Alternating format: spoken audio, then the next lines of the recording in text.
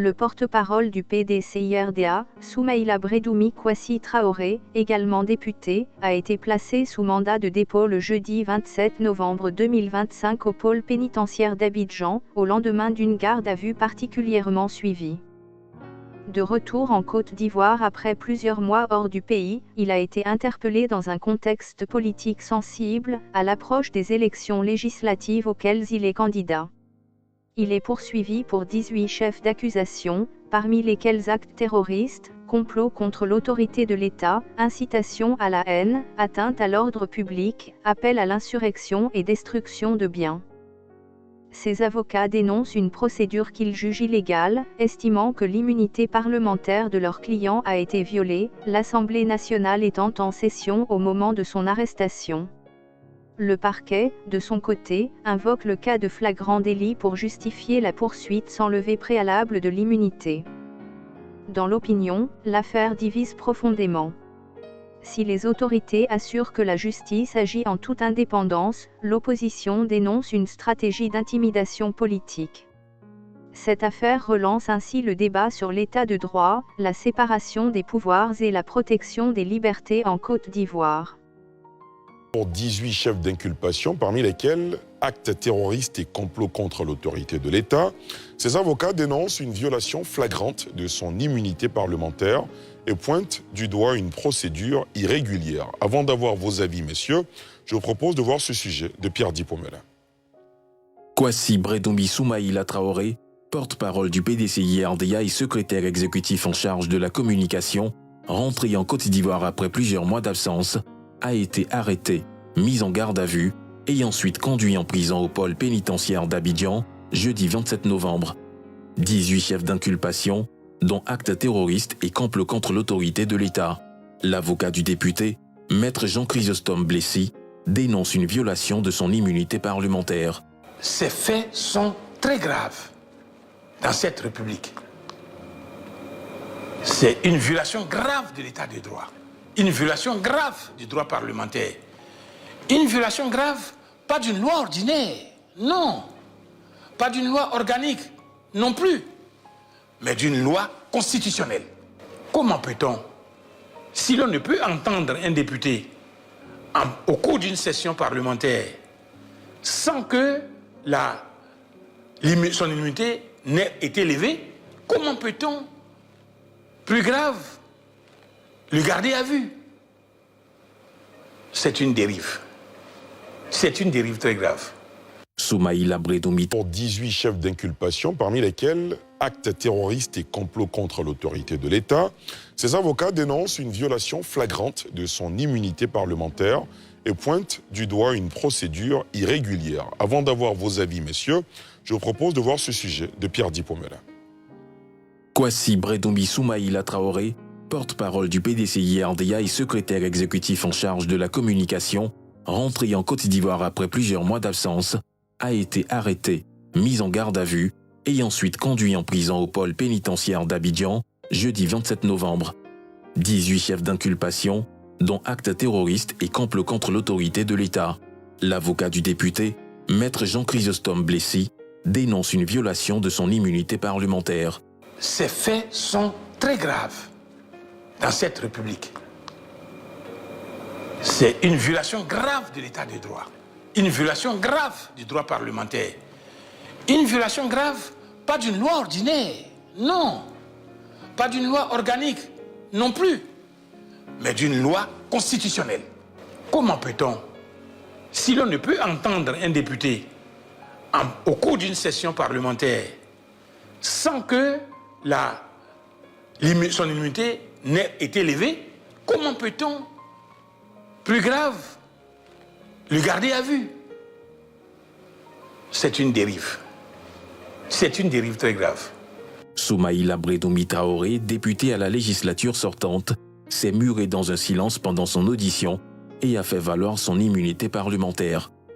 Mais le parquet a estimé une situation de flagrant délit, seul cas de figure dans lequel il n'est pas utile de lever son immunité. Roger Youan, en tant que membre de la DCI, au cadre du parti et citoyen, comment vous interprétez cette affaire? C'est Nous sommes un peu inquiets parce que, vous l'avez dit, moi je suis citoyen.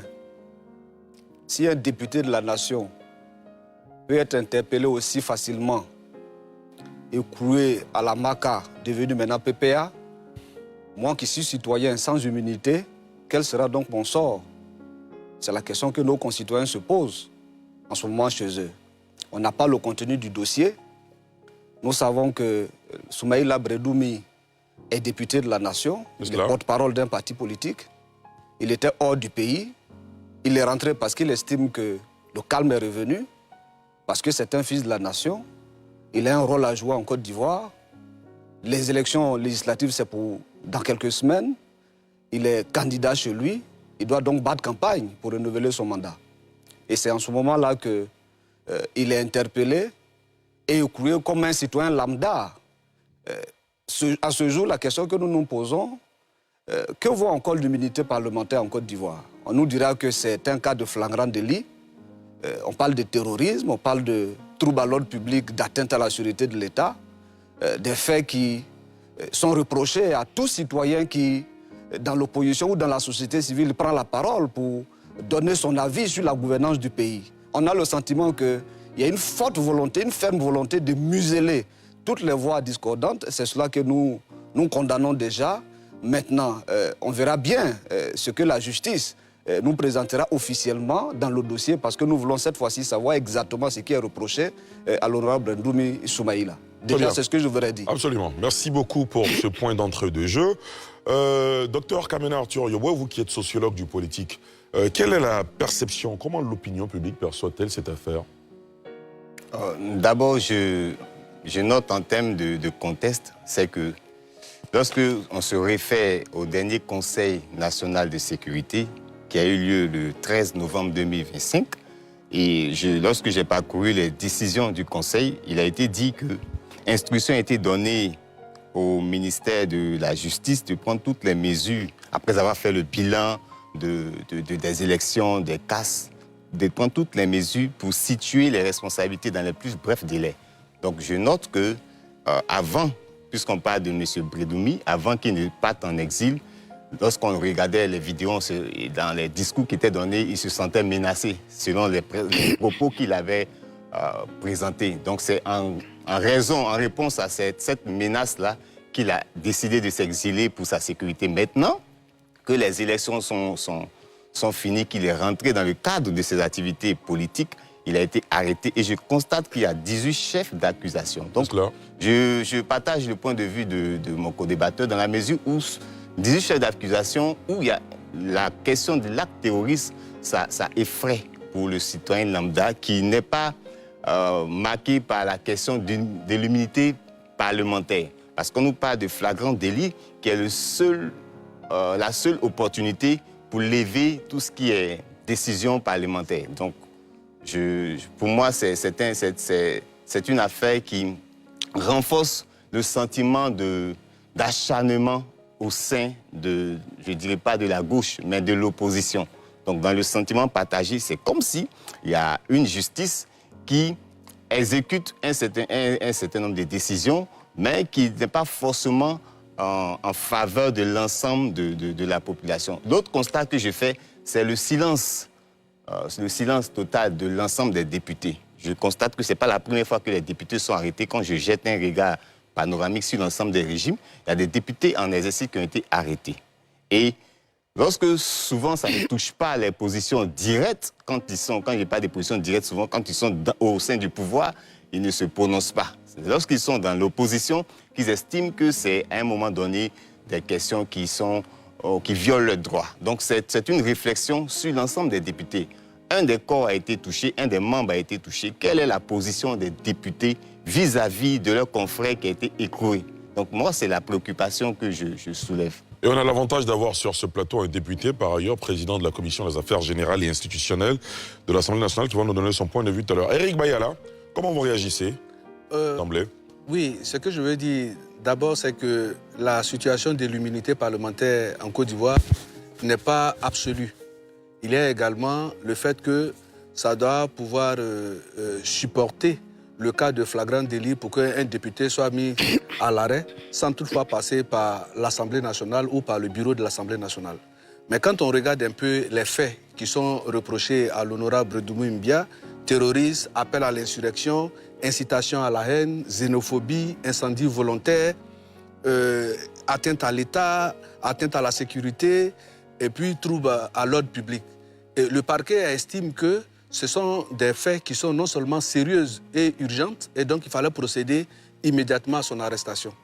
Mais parce que le flagrant délit aussi, on a tendance à croire que c'est lorsque on commet l'acte et qu'on vous prend sur les faits, on dit forcément qu'il y a flagrant délit. Mais en même temps, il peut, dans une autre forme, que juste après les faits commis, quand on constate que les faits ont été commis, c'est-à-dire, vous venez de faire, vous avez volé, et puis après, on vous trouve quelque part, la foule, comme l'un disait, en train de voler, on vous prend. On ne vous a pas pris en train de commettre les faits, mais comme c'est juste pour un État voisin, vous pouvez être considéré, c'est considéré comme un cas de flagrant délit. Dans le cas de l'honorable Brédoumou Mbia, l'appel qu'il a lancé... On a dit Brédoumou Mbia. Soumaïla, pardon. Soumaïla. Brédoumou Soumaïla.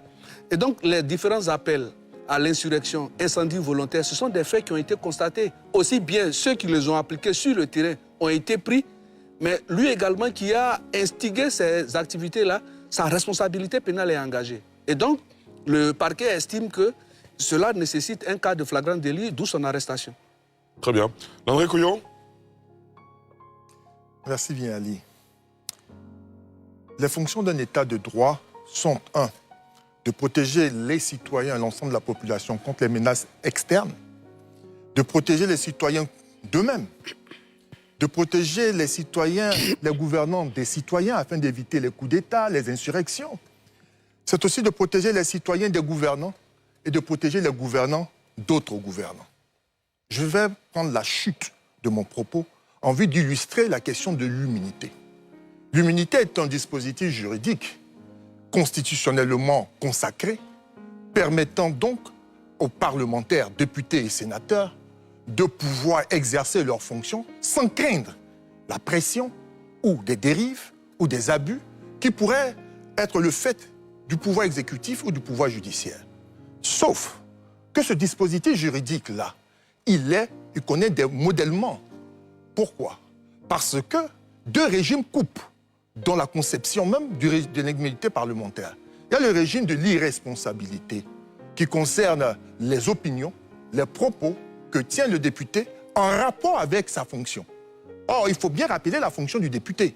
Sa fonction était de voter la loi, de consentir l'impôt, de pouvoir contrôler l'action gouvernementale, de pouvoir évaluer les politiques publiques et d'assurer la représentation nationale. Voici ce qui lui est demandé en tant que député.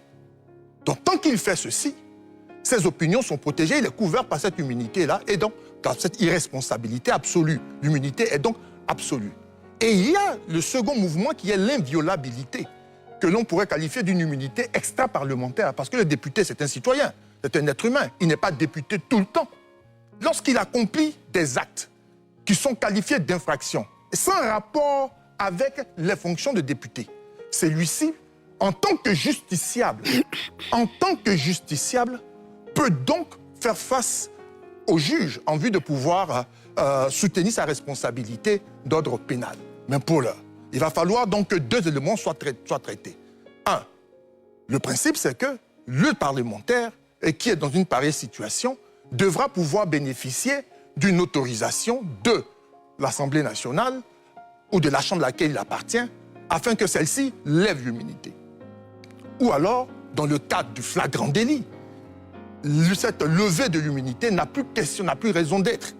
Le parquet ou le ministère public ivoirien estime, pour le dossier qu'il a et les éléments qui en ressortent, que les faits reprochés à l'honorable, au député Brédoumou, relèvent du flagrant délit.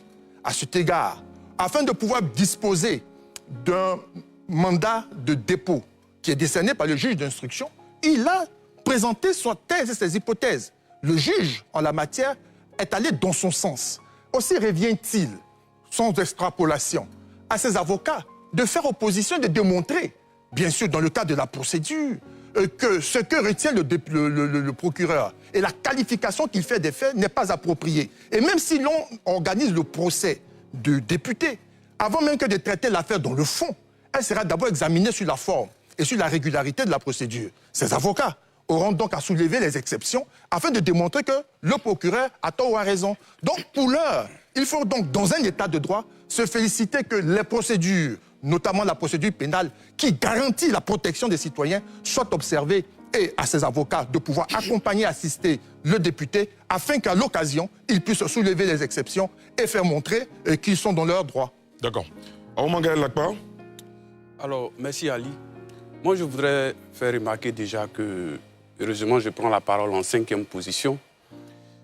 Il y a 4 qui se sont déjà exprimés avant moi, mais ce que je veux retenir, c'est que tout ça, c'est vraiment pas intéressant pour l'image de la Côte d'Ivoire.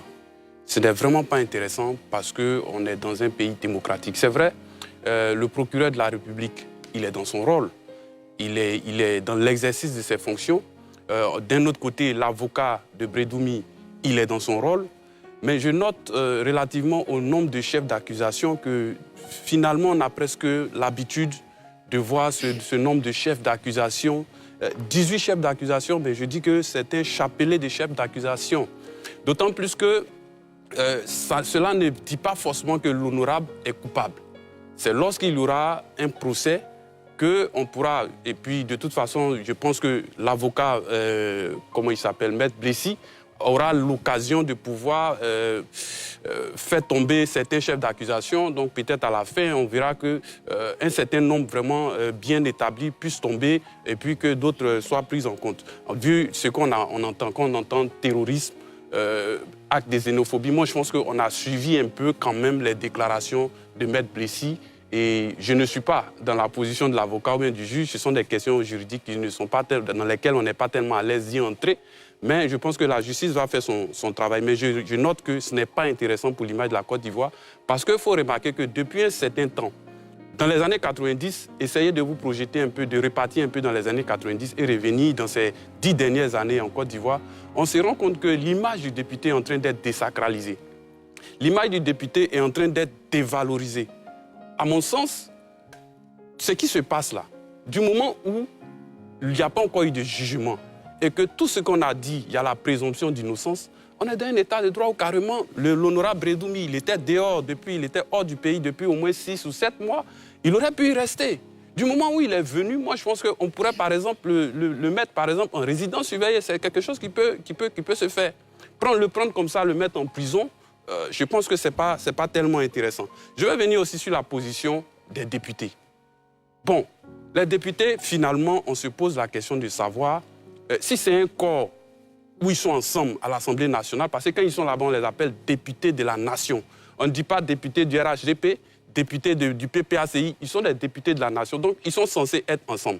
Je n'ai pas vu le point de vue ou la motion de soutien, je le dis et je souris. J'aurais voulu voir une motion de soutien du RHDP, j'aurais voulu voir une motion de soutien du PPACI, une motion de soutien du PDCI. On ne les a pas encore entendus, on n'a pas encore entendu le président de l'Assemblée nationale. Pour moi, je pense que ce n'est pas intéressant tout cela. Et je reviens pour dire qu'en Côte d'Ivoire, il faut quand même qu'au niveau de notre procédure judiciaire, on pense aussi à mettre les accusés souvent en résidence surveillée, ils vont pas fuir, on a des moyens de sécurité. On peut aussi, comment on appelle, il y a une procédure, je le dis, sous le regard de maître où on arrache les différents documents et puis on laisse l'individu sous contrôle judiciaire. Vous voyez, tout ça, ça existe. Mais j'ai l'impression que dès qu'il y a quelque chose, c'est la prison d'abord. Ce qui fait que les opposants de leur côté, ils sentent qu'ils ne tardent pas à mener la question sur le terrain politique. On se dit que oui, on le fait parce qu'on veut écarter un candidat sur le terrain parce qu'il y a le contexte qui est là. On est dans la période des législatives. Est-ce que ce n'est pas une manière de pouvoir l'écarter, même si le fait qu'il soit détenu pour l'instant ne l'empêche pas d'être candidat, mais quand même, il ne sera pas sur le terrain pour mener la campagne. Donc, ce qui fait que du point de vue du PDCI et de son parti politique, ils y voient une manœuvre politique et ce n'est pas fait pour nous arranger parce que finalement, on ne fait que voir cela en Côte d'Ivoire et c'est dommage pour nous tous. Maître Abdoulaye Ben Meïté, vous êtes député, vous êtes président de la Commission des affaires générales et institutionnelles de l'Assemblée nationale. Ce qui arrive à Brédoumi Kwasi Soumaïla pourrait vous arriver. Ça veut dire que tous les députés sont finalement exposés à la même situation. Première question pour vous. Que protège exactement l'immunité parlementaire en Côte d'Ivoire? Où s'arrête-t-elle? Alors, moi, je tiens à vous remercier. D'abord, je suis choqué par les différentes interventions de mes co-débatteurs. Choqué pourquoi? Et par quels propos précisément? D'abord, les derniers propos, j'ai entendu dire mon excellent co-débatteur, je lui ai entendu dire qu'il n'a pas entendu les députés. Je pense qu'il a dit. Mais l'Assemblée nationale n'est pas un syndicat. L'Assemblée nationale, le Parlement n'est pas un syndicat où on se lève, on fait les déclarations, effectivement, tous azimuts. Ce qu'il faut savoir, et je voudrais compatir d'abord à ce qui arrive à mon excellent collègue Brédoumi Soumaïla, et ainsi qu'à son groupe parlementaire. Mais je voudrais d'abord m'abstenir de commenter le contenu d'un dossier que je n'ai pas. Par principe. D'abord, je suis avocat, vous le savez, et déontologiquement, je dois m'abstenir de faire un commentaire sur les prises de position de mon excellent confrère, M. Bessie Chrysostome, qui, faut-il le rappeler, est mon vice-président au niveau de la CAGI, la Commission des affaires générales institutionnelles. J'ai aussi noté une contradiction dans l'intervention du second intervenant. Docteur Kameno? Les deux premiers. D'accord. Vous avez dit ne pas connaître le contenu d'un dossier, et j'ai apprécié. Et vous avez également déclaré que la situation fait peur. Mais qu'est-ce qu'il fait peur? Nous sommes dans un État démocratique. Et je pense que les acteurs sont connus. Je me félicite que M. Brédoumi Soumaïla fasse l'objet de poursuites pénales en lieu et place du cimetière ou de la morgue. Parce que dans un État démocratique, lorsqu'on estime qu'une personne ou une personnalité, peu importe, un citoyen ou un habitant d'un pays a commis des faits, dans le regard du procureur, il met en œuvre l'action publique.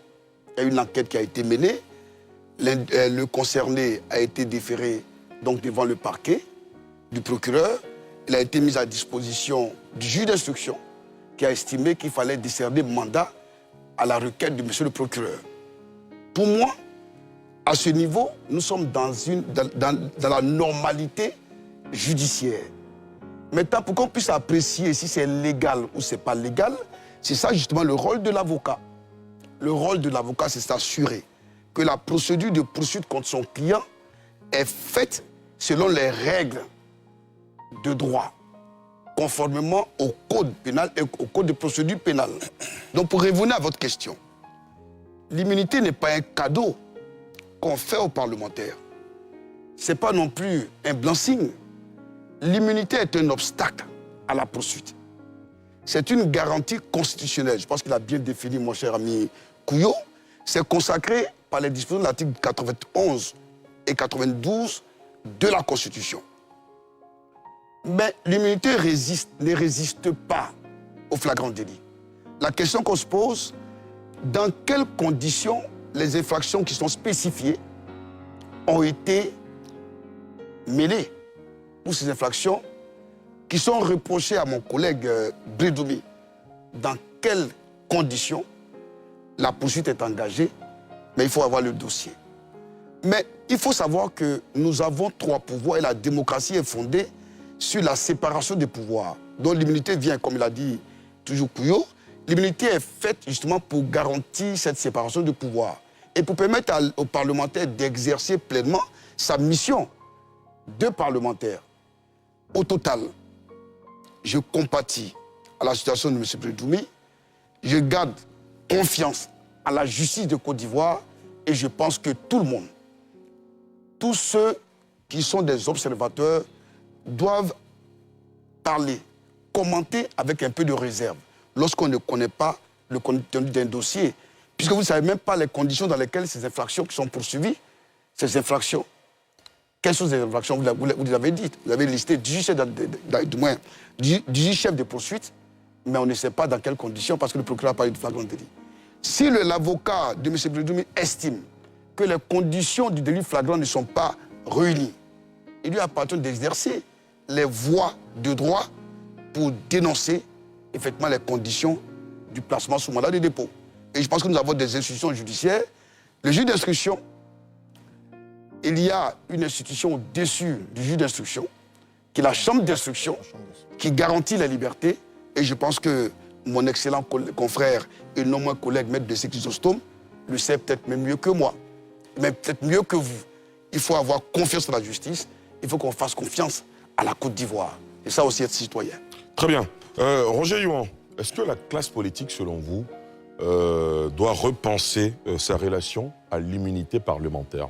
Vous qui aspirez, par exemple, à devenir député. Ali, avant d'y arriver, je ne sais pas, mais ça devient une habitude.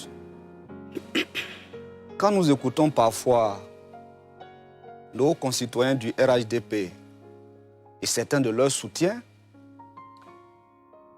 il y a un vocabulaire qui revient.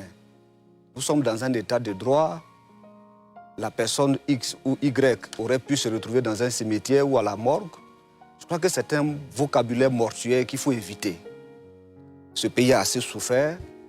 Et je crois que nous, les politiques, nous devons faire l'effort de construire l'apaisement en Côte d'Ivoire. Aujourd'hui, c'est Brendoumi Soumaïla qui est touché. Moi, j'ai coutume de dire, une injustice, quand elle est constatée, on la dénonce et on la combat. Parce qu'on peut se dire aujourd'hui, elle ne nous touche pas. Mais tôt ou tard, on finit inévitablement par être une grosse victime. Ça peut être directement, ça peut être indirectement. Dans ce pays, nous avons entendu des parlementaires, et non des moindres, dire des choses très graves. Ici, je prends un cas précis. Mariam Traoré, elle est députée de la nation. Elle est membre du RHDP. Elle a proféré des injures publiques. Même si la concernée n'a pas déposé plainte contre elle, le procureur de la République aurait pu l'interpeller pour flagrant délit d'injure publique. Ça n'a pas été le cas. Vous avez parlé de xénophobie. Brendoumi Soumaïla l'a poursuivi pour xénophobie. On va dire celui qui a tenu des propos aussi graves est ministre de la République. Peut-être on dira qu'il n'est pas député et que lui, c'est la Haute Cour de justice qui devrait le poursuivre. Mais elle a où la Haute Cour de justice alors qu'elle est constitutionnelle? Qui doit mettre en œuvre la Constitution? C'est le président de la République. Est-ce que lui, on aurait pour le poursuivre pour flagrant délit de non-respect, de non-application, de refus d'appliquer la Constitution de la République de Côte d'Ivoire? Je crois que nous, les politiques, nous avons assez fait souffrir le pays. Il faut mettre balle à terre. Et malheureusement, notre appareil judiciaire est au service du politique, qui l'instrumentalise comme il le souhaite. Le président Bédi était au pouvoir quand des députés RDR avaient été arrêtés. Ça a été dénoncé, Ali. Aujourd'hui, le RDR est devenu RHDP au pouvoir. Ils sont très heureux que des députés, un député de la nation, soit écroué. Le RHDP au pouvoir, des députés proches de Guillaume Soro avaient été arrêtés.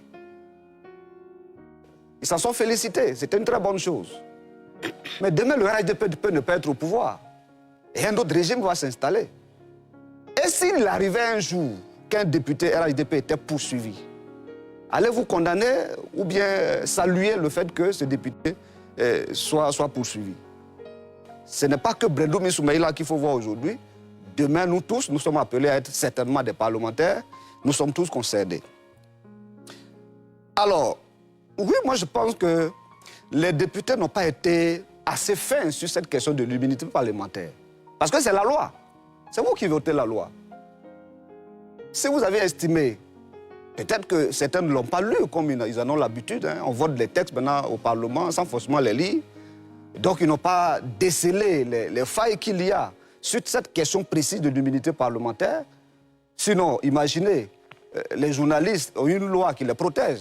Par le passé, la loi disait qu'on ne pouvait pas les poursuivre, ça se limitait à cela. Maintenant, bon, depuis quelque temps, on ne peut même pas les incarcérer parce que sous le prétexte que les emprisonner, ça ne veut pas dire les garder à vue.